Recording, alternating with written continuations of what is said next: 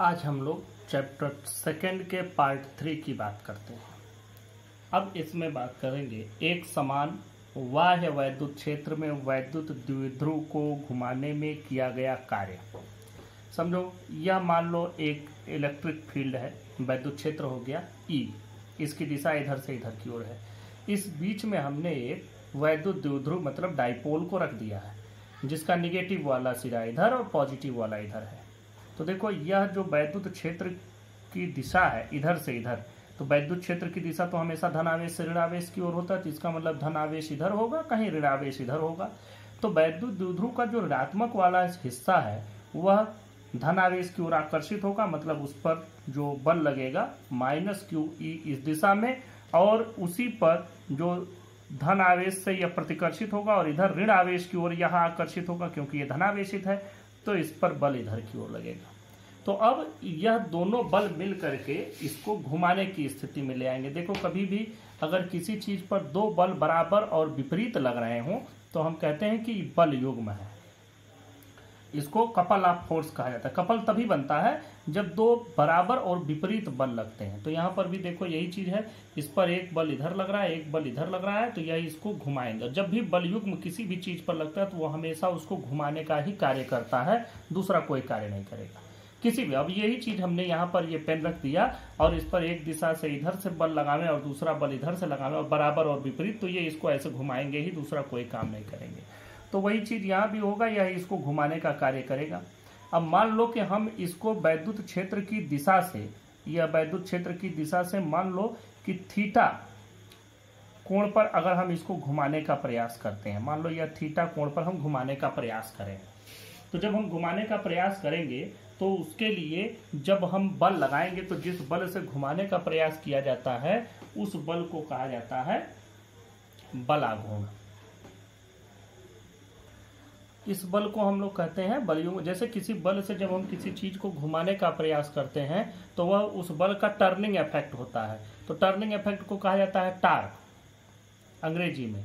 हिंदी में उसी को हम कहते हैं, जैसे टार्क ऑफ अ कपल, इसका मतलब हो गया बलयुग्म का आघूर्ण। तो यहाँ पर जो बलयुग्म लगा हुआ है, इस बलयुग्म से घुमाने का जो प्रयास हो रहा है वह कितना होगा, तो आप यहाँ पर लिख लें। आप लिखें, माना एक समान वैद्युत क्षेत्र E में किसी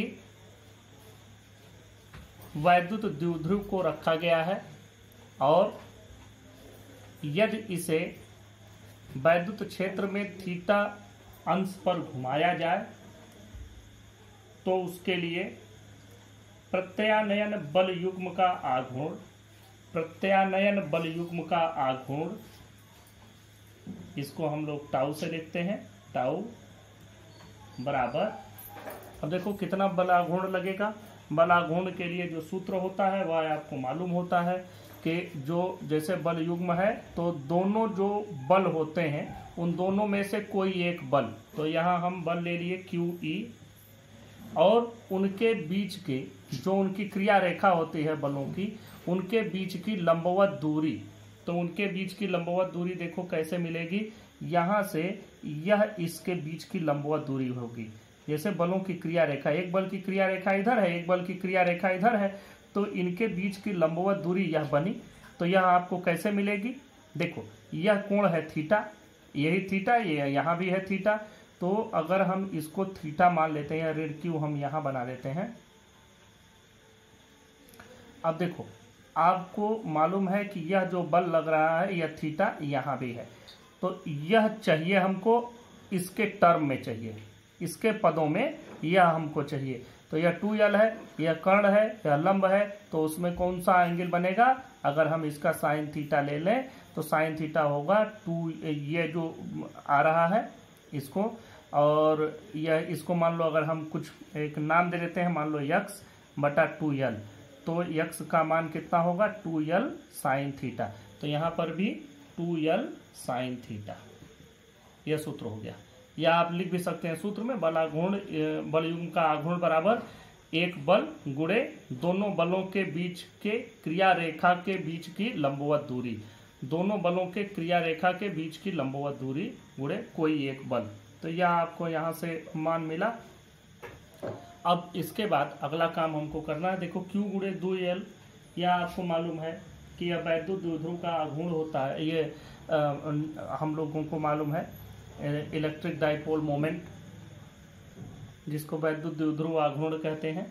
तो यह हो जाएगा, यह Q गुणे 2L अलग कर लीजिए और E साइन थीटा अलग कर लेते हैं। तो यह Q गुणे 2L हो जाएगा P E साइन थीटा। यह इतना हो गया, लिखें। अब इसमें हमको इसको घुमाना है। मान लो कि यह जिस साम्य अवस्था में है, इक्विलिब्रियम पोजीशन में है, वहां से इसको थीटा अंश घुमाया गया। तो इसमें जो कार्य किया जाएगा, कार्य हमेशा यहाँ पर जो परिवर्तनशील बल लग रहा है, क्योंकि बल का मान थीटा पर निर्भर कर रहा है। थीटा जैसे जैसे बदलेगा वैसे वैसे बल का मान भी बदलता जाएगा। तो जब हम लोग किसी परिवर्तनशील बल से कोई कार्य करते हैं तो वहां पर हम लोग उसको समाकलन की विधि से पूरे कार्य को निकालते हैं। तो यहां आप लिखें बल नहीं, अभी आप लिखें वैद्युत द्विध्रुव को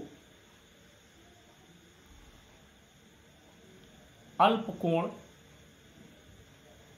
डी थीटा, अल्प कोण डी थीटा से घुमाने में किया गया कार्य, डी थीटा से घुमाने में किया गया कार्य। कार्य की परिभाषा, अब मैं कार्य का जो सूत्र होता है आप लोग वही सूत्र से लिखें। कार्य बराबर आपको मालूम है बल गुणे विस्थापन। तो यहाँ पर बल नहीं होगा, बल्कि जब घुमाने के लिए कार्य होता है तो वहाँ बल की जगह आ जाता है बल आघूर्ण। तो यहाँ बल युग्म का आघूर्ण हो जाएगा गुणे कोणीय विस्थापन हो जाएगा, क्योंकि यहाँ रोटेट हो रहा है। रोटेशन में ऐसे एक जगह दूसरी जगह ले जाते तब तो लीनियर डिस्प्लेसमेंट उसको हम कहते हैं कि रेखीय विस्थापन हो रहा है, यहाँ कोणीय विस्थापन हो रहा है। तो ये हो गया आपका पी ई साइन थीटा, जो भी यहाँ पर बल युग्म का आघूर्ण हो गया पी ई साइन थीटा गुणे जितने कोण से आप उसको घुमा रहे हैं, या डी थीटा से हम इसको गुणा कर देंगे। अब लिखें वैद्युत क्षेत्र में वैद्युत द्विध्रुव को थीटा 1 से थीटा 2 कोण तक घुमाने में किया गया कार्य W बराबर, इसी को थीटा 1 से थीटा 2 तक आपको समाकलन कर देना है, P E sine theta D theta. अब यहाँ पर पी ई बाहर हो जाएगा और साइन थीटा का आप जब समाकलन करते हैं तो मिलता है माइनस कॉस थीटा। अब यह थीटा 1 से थीटा 2 तक यहाँ पूरा मान रख दें। देखें यहाँ यह कुल कार्य हो गया। देखें पी ई, देखो upper limit minus lower limit रखते हैं तो माइनस कॉस थीटा 2 माइनस फिर माइनस कॉस थीटा 1। देखिए एक बार यह रखा थीटा की जगह, ऋण यह रखा। चूंकि ऋणात्मक चिन्ह बाहर है तो ऋणात्मक चाहे तो आप पहले ही बाहर कर सकते हैं, लेकिन तब भी वही मान आएगा। तो यहाँ पर यह मान आएगा पी ई कॉस थीटा 1, ये प्लस हो जाएगा, ये माइनस माइनस कॉस थीटा 2। तो यहाँ से आपको यह मान मिला। तो कार्य का यह सूत्र बना P E cos theta 1 minus cos theta 2, यह आपका मान हो गया बल कार्य। अब देखो अगर मान लो कि जो यह रखा गया है यह वैद्युत क्षेत्र से 90 अंश के कोण पर पहले रखा गया हो, माइनस क्यू यहाँ प्लस क्यू यहाँ, ऐसे शुरुआत में रखा गया हो, और यहाँ से हम इसको थीटा कोण पर घुमावें तो क्या हो। देखें लिखें यदि वैद्युत द्विध्रुव को वैद्युत क्षेत्र के लंबवत से थीटा अंश पर घुमाया जाए तो थीटा 1 का मान हो गया 90 डिग्री और थीटा 2 का मान हो गया थीटा, इससे 90 डिग्री पर घुमाया जाएगा। तो कितना हो जाएगा, यह कार्य का मान हो जाएगा पी ई। अब देखो कॉस थीटा 1 की जगह पर कॉस 90 रखेंगे माइनस कॉस थीटा 2 की जगह पर कॉस थीटा रखेंगे। तो यह हो जाएगा कार्य P E 1 minus cos theta. यह इतना कुल मान हुआ। अगला टॉपिक देखते हैं, वैद्युत क्षेत्र में वैद्युत द्विध्रुव की स्थितिज ऊर्जा, potential energy of an electric dipole in an electric field. अब इसकी बात करते हैं। देखो, मान लो कि एक वैद्युत क्षेत्र है, इसमें हम अगर कोई वैद्युत द्विध्रुव ले आते हैं, इलेक्ट्रिक डाइपोल ले आते हैं, तो उसकी पोटेंशियल एनर्जी क्या होगी? पोटेंशियल एनर्जी वही होगी जो उसको ले आने में यहाँ तक कार्य किया जाएगा। तो एक बात देखो, आप जब इसको लेके आएंगे, मान लीजिए कि हम अनंत से इसको यहाँ ले आए, यह ऋण क्यू हो गया, यह धन क्यू हो गया। अब देखो, जब आप इसको ले आए तो इसको ले आने में आपने कुछ कार्य किया। अब देखो, इसको जब आप ऋण आवेश को यहाँ ले आए तो ऋण आवेश पर यहाँ धन आवेश है। जैसे यह वैद्युत क्षेत्र की दिशा इधर से इधर है, इसका मतलब यहाँ धन आवेश होगा, यहाँ कहीं ऋण आवेश होगा। तो यह ऋण आवेश को ले आने में तो आपको कोई कार्य नहीं करना पड़ा, क्योंकि ऋण आवेश ने तो उसको यहाँ के धन आवेश ने खुद ही आकर्षित किया है। तो ऋण आवेश को लाने में कार्य मिला, इसको ले आने में कार्य करना पड़ा। मतलब समझो, दो चीज आप ले आ रहे हैं, एक को यह खुद खींच रहा है और दूसरे को ले आने में कार्य करना पड़ रहा है। तो एक को जिसको लाने में आपको कार्य मिल रहा है और दूसरे को ले आने में कार्य करना पड़ रहा है, तो दोनों में अगर दोनों को एक ही जगह ले आना हो तो हमें बिल्कुल कोई कार्य ही नहीं करना पड़ेगा, शून्य हो जाएगा कार्य। क्योंकि इसको ले आने में जितना कार्य आपको मिलेगा, इसको ले आने में उतना ही कार्य करना पड़ेगा। लेकिन यहाँ स्थिति यह है कि इसको थोड़ा ज़्यादा दूर ले आना पड़ रहा है। कितना? यह 2L इसके बीच की दूरी है, तो इसको 2L लंबाई दूरी तक ज़्यादा ले आना पड़ रहा है। माइनस क्यू वाले को यहाँ ला के रखना है और प्लस क्यू वाले को यहाँ पे आके रखना है। और जो इस पर बल लगेगा माइनस क्यू पर, वह माइनस क्यू पर बल इधर की ओर लगेगा, माइनस क्यू ई। और जो इस पर बल लगेगा वह इधर की ओर बल लगेगा, प्लस क्यू ई। अब आप लिखें, अब आप यहाँ पर इसको लिखिए, लिख लें, वैद्युत द्विध्रुव को अनंत से वैद्युत क्षेत्र के भीतर ले आने में किया गया कार्य बराबर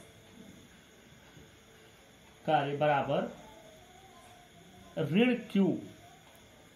क्यू आवेश पर बल गुणे चली गई अतिरिक्त दूरी। तो ऋण क्यू आवेश पर बल क्यू ई और चली गई अतिरिक्त दूरी 2L। तो अब Q गुणे 2L P हो जाता है, तो यह हो जाएगा माइनस PE। तो यह इतना कार्य इस पर किया गया। अब यही इतना जो कार्य हुआ, यही इसकी स्थितिज ऊर्जा के रूप में इसमें इसकी स्थितिज ऊर्जा हो जाएगी। लिखें, यही अतिरिक्त कार्य वैद्युत द्विध्रुव की स्थितिज ऊर्जा है। तो इसको हम U कहेंगे, U का मान हो गया माइनस PE।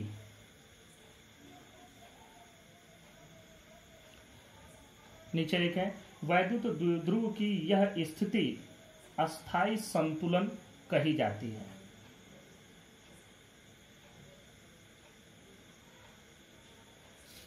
यदि वैद्युत द्विध्रुव को वैद्युत क्षेत्र के भीतर थीटा कोण से घुमाएं तो उस पर कार्य W बराबर PE 1 माइनस कॉस थीटा। यह अभी हम लोगों ने फार्मूला इसके पहले इसको डिराइव किया है। लिखें इसके नीचे, इसके कारण वैद्युत क्षेत्र की स्थितिज ऊर्जा बढ़ जाएगी। अतः थीटा स्थिति में वैद्युत द्विध्रुव की स्थितिज ऊर्जा U थीटा, यह बराबर कितना हो जाएगा? देखो, यह इतना तो है ही U और प्लस यह जो इतना कार्य किया गया।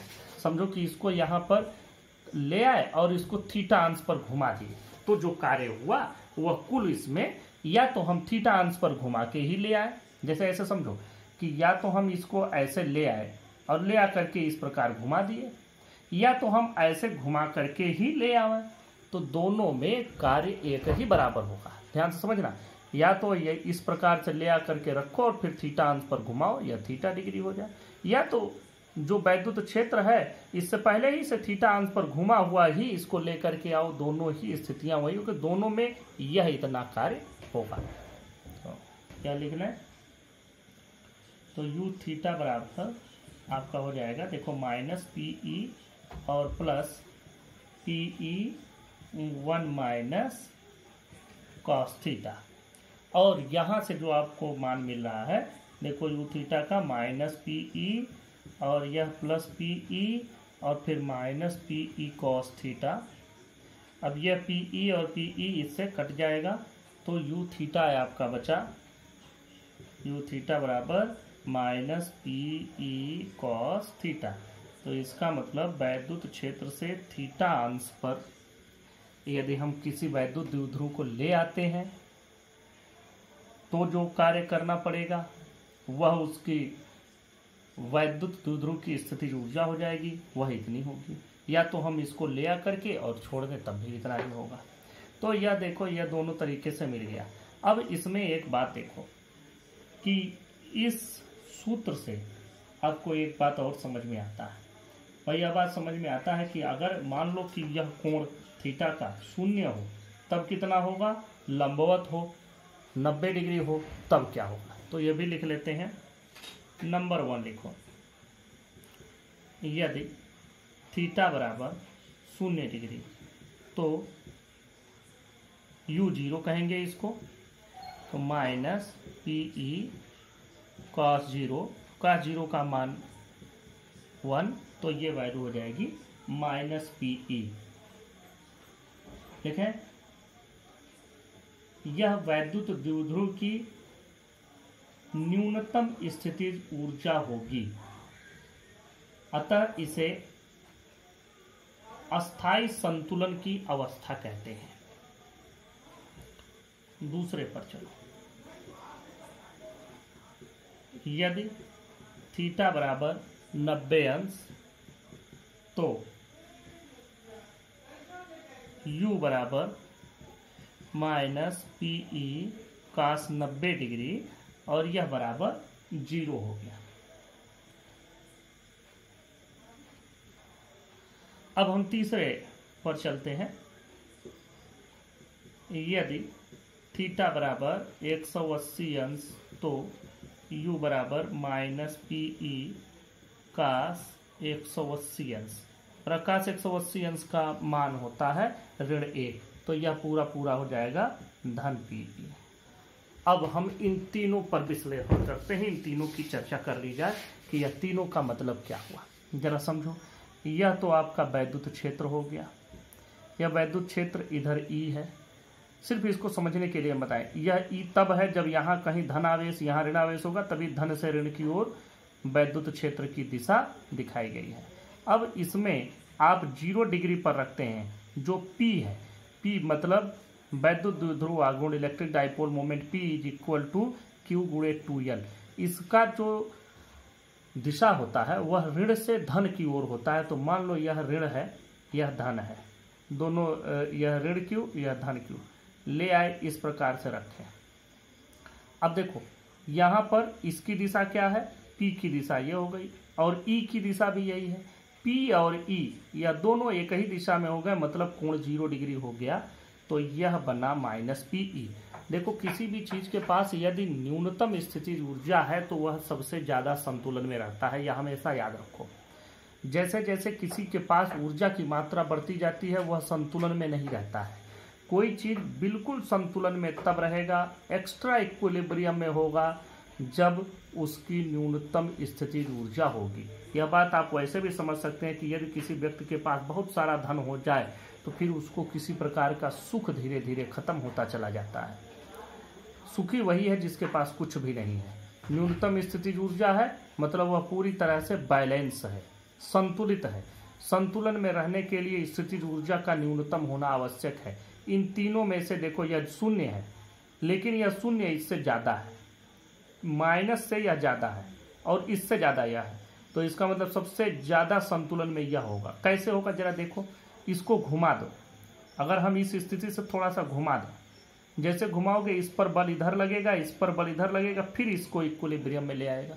तो इसी को अस्थायी संतुलन कहते हैं कि यदि संतुलन से थोड़ा सा हटा दिया जाए, उसको विस्थापित कर दिया जाए, तो भी वह तुरंत अपने को संतुलन में ले आए। तो यह अस्थायी संतुलन हो गया। 90 डिग्री पर रखें। यहाँ दूसरे वाले की बात करते हैं। तो देखो इसने जितनी दूरी तय की उतनी इसने भी उतने। यहाँ पर तो थोड़ा सा ये कि माइनस क्यू वाले ने ज़्यादा दूरी तय की थी, तो हमने ये फार्मूला डिराइव किया। यहाँ तो दोनों बराबर दूरी तय कर रहे हैं, तो कार्य करना ही नहीं पड़ा। इसमें कार्य मिला, इसमें कार्य किया, जितना मिला उतना ही किया, बराबर 0। तो यहाँ पर ये हो गया। और जब हम इसको इस प्रकार से ले आकर के रखते हैं कि यह इलेक्ट्रिक फील्ड है, और हम इसको ला करके ऐसे रखें कि माइनस क्यू यहाँ और प्लस क्यू यहाँ, मतलब P की दिशा इधर की ओर हो, तो दोनों एक दूसरे के विपरीत हो गए, 180 डिग्री पर हो गए। अब इस स्थिति में अगर आप इसको थोड़ा सा घुमा देते हैं, तो घुमाओगे तो प्लस के ऊपर बल इधर लगेगा, माइनस के ऊपर बल इधर लगेगा, और यह इसको घुमा करके अस्थाई में ले आने की कोशिश करेगा। तो यह संतुलन में तो है, लेकिन अस्थाई संतुलन नहीं है, इसको कहते हैं अस्थाई संतुलन। तो इस वाले में लिख भी लें, यह वैद्युत द्विध्रुव का अस्थाई संतुलन है। संतुलन ये भी है, यह अपने से नहीं घूमेगा, लेकिन अगर थोड़ा सा विस्थापित कर दिए तो यह फिर अपने वो स्थिति में लौट करके नहीं आएगा, बल्कि दूसरी जगह चला जाएगा, दूसरी स्थिति में पहुंच जाएगा। तो यह अस्थायी संतुलन है। तो इस प्रकार ये खत्म हुआ आपका। अगली चीज़ है वैद्युत धारिता। देखो किसी भी आवेश को हमको एक जगह स्टोर करके रखने की ज़रूरत पड़ती है। और वो स्टोर करके रखने की ज़रूरत क्यों पड़ती है? क्योंकि अगर मान लो कि हमें कभी एक साथ बहुत सारे आवेश की आवश्यकता पड़ गई, तो वह आवेश हमको कैसे मिलेगा? जैसे अगर आप कहें बैटरी से आवेश मिलता है, बिल्कुल मिलता है, लेकिन बैटरी एक स्रोत है, वह कहीं स्टोर करके रखा हुआ एक कोई चीज़ नहीं है कि हमको उसमें हमने भर रखा है और वो मिल जाएगा। नहीं, बैटरी क्या है? बैटरी या सेल जो आप प्रयोग करते हैं, सेल एक प्रकार का स्रोत है। उस स्रोत से धीरे धीरे आपको आवेश मिलेगा। उससे आवेश मिलने की एक रफ्तार होती है, इसीलिए हर एक बैटरी पर उसका करंट भी लिखा रहता है, इतना मिली एम्पियर, इतना एम्पियर। तो आप जान लें कि उससे जो भी आपको आवेशों का प्रवाह मिलेगा, वह आवेशों का प्रवाह एक निर्धारित रेट पर मिलेगा, एक निर्धारित दर पर मिलेगा। एकाएक अगर हमको चाहिए कि इतने सारे आवेश चाहिए तो नहीं मिल पाएगा। जैसे पहले के समय में जो कैमरों का फ्लैश लाइट आता था, उसको जलाने के लिए, अगर किसी ने पुराने कैमरे देखे हों तो याद होगा कि एक बार फ्लैश लाइट जला, उसके बाद थोड़ी देर वो इंतजार करता था, तब थोड़ी देर के बाद वो चार्ज होता था, तब फिर उसमें क्या होता था कि एक ही साथ पूरा का पूरा चार्ज उठा करके दे दिया जाता है, जितना भी है पूरा पूरा दे दिया। और वो तभी हो सकता है जब आप कहीं चार्ज को रखे हों। तो वैद्युत धारिता का वहीं से कॉन्सेप्ट आया। दूसरी एक बात और देखो, हम अपने घरों में टंकी प्रयोग करते हैं, पानी की टंकी प्रयोग करते हैं। क्यों प्रयोग करते हैं? क्योंकि जैसे उसमें पानी की मात्रा कम होती है, हम एक तरफ से भरते रहते हैं और दूसरी तरफ से हम उसको प्रयोग करते रहते हैं। तो पानी का प्रवाह निरंतर हमारे घर में बना रहता है। अगर हम हमेशा मोटर पर ही निर्भर रहें कि जब लाइन आएगी, जब हमको ज़रूरत होगी तो मोटर से चलाएंगे, तो आप मोटर से चला तो लेंगे, एक तो उसका एक प्रवाह निर्धारित रेट से ही मिलेगा। मोटर के प्रवाह को आप कम अधिक नहीं कर सकते, वह तेज ही मिलेगा। कम करोगे तो उसकी रफ्तार बहुत ज़्यादा बढ़ जाएगी। तो इस प्रकार हम देखते हैं कि जो मोटर से पानी मिलता है, एक तो वह हमेशा एक ही रफ्तार से आएगा, और हमको हमेशा निरंतर प्रवाह जब भी हमको चाहिए तब नहीं मिल सकता। इसके लिए टंकी में स्टोर करके रखते। तो जो काम पानी की टंकी आपके घर में करती है, वही कार्य हम लोग जो चार्ज को स्टोर करके आवेश को हम एक जगह संग्रहित करके रखते हैं, उससे भी वही कार्य हमको मिलता है। तो इसलिए हम वैद्युत धारिता और फिर इसको धारित करने वाले को हम लोग फिर संधारित्र कहते हैं। तो संधारित्र और वैद्युत धारिता दोनों एक ही चीज़ है। जो डिवाइस में जिसमें हम चार्ज को स्टोर करते हैं, रखते हैं, उसी को हम लोग कहते हैं संधारित्र। तो हमको यहाँ संधारित्र भी पढ़ना है, तो पहले धारिता समझो। किसी को अगर चार्ज दोगे तो उसका विभव बढ़ जाएगा। तो इसका मतलब कि चार्ज जो दिया जाता है वह विभव के सीधे अनुक्रमानुपाती की तरह। चार्ज दिया, विभव बढ़ा, तो यह दोनों अनुक्रमानुपाती हुए। और Q बराबर क्या हो जाएगा? CV, जहाँ C क्या है? एक कांस्टेंट है। तो यहाँ पर लिखें,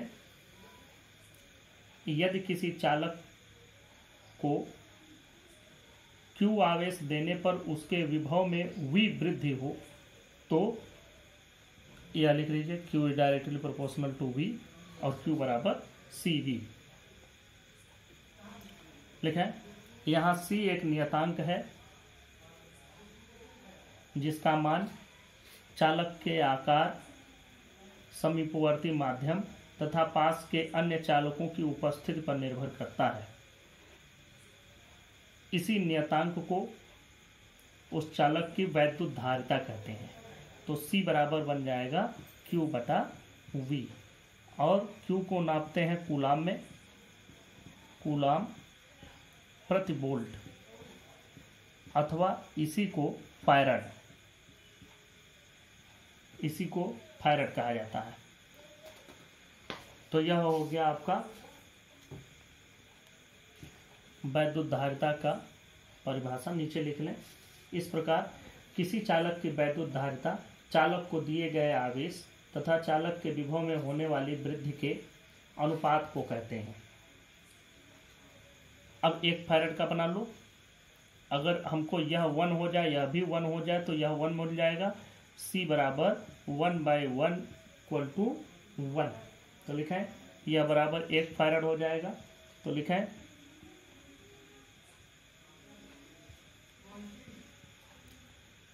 1 फैराड उस चालक की धारिता होगी जिसको 1 कूलाम आवेश देने पर उसके विभव में 1 वोल्ट की वृद्धि हो जाए। तो यह हो गया। अब 1 माइक्रोफैराड म्यू एफ से लिखते हैं। 1 माइक्रोफैराड बराबर 10⁻⁻6 फैराड और 1 पिको फैराड पी एफ लिखते हैं। पिको याद रखना, पिको फैराड बराबर होता है 10⁻12 फैराड। तो इस प्रकार से ये फैराड और ये बन गया इसकी धारिता। अगले टॉपिक पर चलते हैं, विलगित गोलीय चालक की धारिता। मान लो कि यह गोलाकार चालक फुटबॉल के आकार का चालक है और उसका जो त्रिज्या है R है और उसको अगर चार्ज हमने Q दिया है और उससे जो उसका विभव है वह V हो गया है। तो लिखें, यदि किसी विलगित गोलीय चालक को Q आवेश देने पर उसका विभव V हो तो V बराबर 1/4πε0 Q बटा R, फार्मूला आप पढ़े हैं। उसके नीचे लिखा है, हम जानते हैं कि C बराबर Q बटा V, Q बटा V का मान रख दें 1/4πε0 Q बटा R। Q से Q कट जाएगा, ये पूरा ऊपर चला जाएगा तो कितना हो गया 4πε0 R। यह इतना इसकी धारिता हो गई। C बराबर 4πε0 R। अब देखो जो इसकी धारिता आ रही है यह किस पर निर्भर कर रही है, इसके त्रिज्या पर निर्भर कर रही है, एप्सिलॉन पर निर्भर कर रही है कि जो माध्यम की विद्युतशीलता है। अगर माध्यम बदल जाए यह निर्वात के लिए है, अगर यदि निर्वात न हो कुछ और हो तो उसके लिए कुछ और बात आ जाएगी। अभी इसमें लिख दें,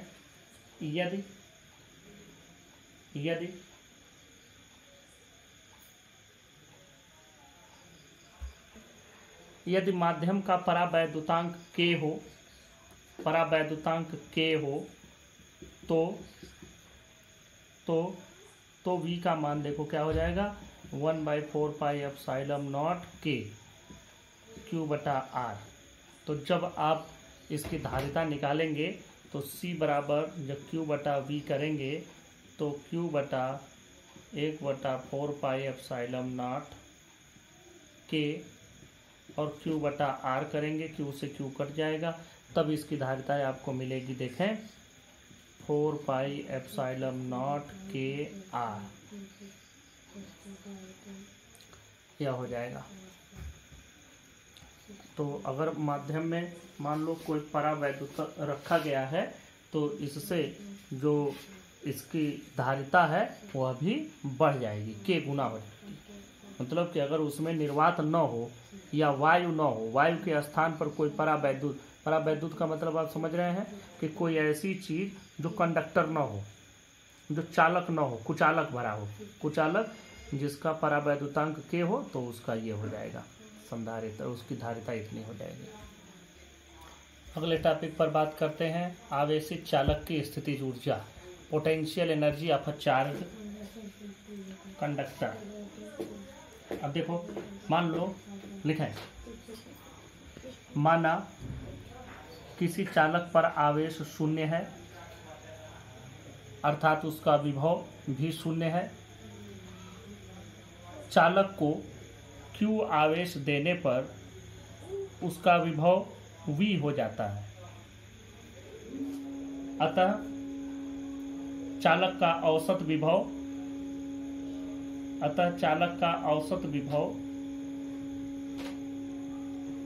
विभव बराबर 0 + V/2 बराबर V/2। अब एक बात समझो, जो इसको आवेश देने में जितना कार्य किया गया वही इसकी स्थितिज ऊर्जा हो जाती है, क्योंकि कार्य ही हमेशा स्थितिज ऊर्जा के रूप में बदल जाता है। जैसे एक कोई द्रव्यमान नीचे रखा है, उठा करके h ऊंचाई पर रख दो तो mgh उसका वो स्थितिज ऊर्जा हो जाता है। वही चीज यहाँ भी है। तो यह इतना विभव हुआ। अब देखें, आपको एक फार्मूला आप लोगों ने पढ़ा होगा, V = W/Q। ये फार्मूला आपको इसी चैप्टर में हमने पढ़ाया था। तो कार्य बराबर क्या हो जाएगा, Q × V। तो लिखें, चालक को Q आवेश देने में किया गया कार्य W बराबर Q × V। अब यह कितना हो जाएगा, V की जगह पर क्या है, V/2, तो Q × V/2। इसको ऐसे लिख लेना, आवेश × विभव, तब सही रहेगा। यहां से लिख लो, कार्य बराबर आवेश × विभव। आवेश है Q और विभव है V/2, तो जो कार्य हुआ 1/2 QV। अब देखो, Q की जगह पर फिर नीचे लिखो, हम जानते हैं कि Q बराबर CV, Q बराबर CT, अतः W बराबर 1/2 CV × V बराबर 1/2 CV²। नीचे लिखें, यही कार्य चालक के पृष्ठ पर स्थितिज ऊर्जा के रूप में संचित रहता है। अतः चालक की स्थितिज ऊर्जा U बराबर 1/2 CV² बराबर 1/2 QV बराबर, अगर हम यहाँ ये देखो V की जगह पर अगर Q/C रख दें तो क्या हो जाएगा, Q²/C²। तो यहाँ से बन जाएगा Q²/2C। तो यह सभी इसकी स्थितिज ऊर्जा के सूत्र हो गए। देखो, दूसरा अगला टॉपिक हम लोग बात करते हैं, दो आवेशित चालकों को एक दूसरे से जोड़ने पर आवेशों का पुनर्वितरण। इसको कहते हैं रीडिस्ट्रीब्यूशन ऑफ चार्जेज। अब एक चीज और देखो, मान लो कि यह दो चालक हैं Q1 Q2, इस पर आवेश है Q1, इस पर आवेश है Q2, इसकी धारिता C1, इसकी धारिता C2, इस पर पोटेंशियल V1 और इस पर V2, इनको एक साथ जोड़ दिया गया है। यह इतनी चीज मैं लिखवा नहीं रहा हूँ, यह देख करके ही आपको समझ में आ जाना चाहिए चित्र से कि क्या चित्र में कहा जा रहा है। आप चाहें तो लिख सकते हैं कि माना दो चालक A और B जिनकी धारिता क्रमशः C1 और C2 है, इन पर आवेश की मात्रा Q1 और Q2, जिससे इनका विभव V1 और V2 है। अब इसके बाद बात करते हैं कि Q1 बराबर क्या होगा, Q1 बराबर C1 V1, Q2 बराबर क्या होगा, Q2 बराबर हो जाएगा C2 V2। यह आपको पता चला। यहाँ से अब एक चीज और भी समझो कि जब इनको आपस में जोड़ोगे, विभव को हमने क्या बताया था, विभव वह चीज है जो बताता है कि उसमें आवेश का क्या स्तर है, यह बताता है। जैसे मैंने बताया था आपको पहले भी कि जैसे दो टंकी हो, दोनों में पानी भरा हो, कौन बड़ा है कौन छोटा है, इससे मतलब ये बड़ी टंकी है। लेकिन बड़ी टंकी में पानी यहीं तक है, छोटी टंकी में पानी यहाँ तक है। दोनों को जब आपस में जोड़ देंगे तो क्या होगा, बड़ी टंकी से छोटी टंकी की ओर नहीं, जहाँ ज़्यादा है पानी का तल वहाँ से कम पानी की ओर यह पानी का प्रवाह होता रहेगा। तब तक होगा जब तक कि दोनों में पानी का तल बराबर न हो जाए। यह नियम है, यही चीज़ यहाँ भी लगेगा। तो विभव क्या बताता है, वैद्युत लेवल मतलब इलेक्ट्रिकल लेवल का मापन करता है पोटेंशियल। तो किसमें कितना पानी है इससे मतलब नहीं है, इसमें हो सकता है पानी इतने में ही ज़्यादा हो, लेकिन इनको जोड़ने पर पानी का प्रवाह किधर से किधर होगा, इधर से इधर की ओर, क्योंकि इसमें पानी का तल ऊंचा है। तो वैद्युत तल की माप किससे करते हैं, पोटेंशियल से। पोटेंशियल मतलब विभव। तो देखो जिसका विभव ऊंचा होगा उधर से कम विभव की ओर आवेशों का प्रवाह होता रहेगा। तब तक होगा जब तक दोनों का विभव समान न हो जाए। नीचे लिखें, दोनों चालकों को एक साथ जोड़ने पर अधिक विभव से कम विभव की ओर आवेश का प्रवाह तब तक होता रहेगा जब तक दोनों एक समान विभव, ब्रैकेट में लिखिए उभयनिष्ठ विभव, कॉमन पोटेंशियल ब्रैकेट बंद, पर नहीं पहुंच जाते। अब लिखें, माना उभयनिष्ठ विभव V है, अतः V बराबर यहीं से देखो कुल आवेश बटा कुल धारिता, यह हो जाएगी। कुल आवेश की बात करते हैं Q1 प्लस Q2, कुल धारिता की बात करते हैं C1 प्लस C2, यह हो जाएगा C1 V1 plus C2 V2। Q1 का मान Q2 का मान रख दे, यह कितना हो जाएगा C1 प्लस C2। अब यहाँ पर देखो, अब हम लोग यह पता करते हैं कि इनको जब जोड़ दिया तो इनकी ऊर्जा में क्या हानि क्या लाभ मिला। इनको जोड़ने पर पहले क्या थी इनकी स्थितिज ऊर्जा और जोड़ने के बाद स्थितिज ऊर्जा क्या हुई, हमको यही पता करना है। तो अब और उन दोनों का अंतर भी निकालना है, जिससे हमको ये पता चलेगा कि पहले ऊर्जा ज़्यादा थी या बाद में ज़्यादा हो गई। तो अब बात करते हैं, लिखे चालकों को जोड़ने के पहले उनकी स्थितिज ऊर्जा U1 1/2 C1 V1 square, U2 बराबर 1/2 C2 V2 स्क्वायर। तब कुल स्थितिज ऊर्जा U बराबर U1 प्लस U2 बराबर 1/2 C1 V1 square plus 1/2 C2 V2 square. यह इतना हुआ। नीचे लिखा है, चालकों को जोड़ने के बाद उनकी स्थितिज ऊर्जा U डैश मान लीजिए, U डैश बराबर 1/2। अब उनका ये CV फार्मूला लगेगा CV स्क्वायर वाला, तो 1/2 C की जगह पर क्या हो जाएगा C1 प्लस C2, V की जगह क्या हो जाएगा उभयनिष्ठ जो आपका आया है potential, common potential CV square, value रख दें 1/2 C1 प्लस C2, V का मान रखें C1 V1 plus C2 V2 बटा C1 प्लस C2 होल वर्ग। अब ये एक इससे कट जाएगा पूरा, तो जो बच रहा है उसका मान लिख देते हैं 1/2 C1 V1 plus C2 V2 कुल का बटा C1 प्लस C2। यहाँ पर एक चीज़ देखो, इसका होल वर्ग हुआ है तो इसका भी होल वर्ग होगा ना, क्योंकि यह पूरे का V पूरा है, यह इतना, यहाँ पर भी यह पूरे का होल वर्ग, नीचे यह कट गया। अब लिखें ऊर्जा में ह्रास, ऊर्जा में हानि या ह्रास, तो वह डेल्टा U बराबर लिख दो।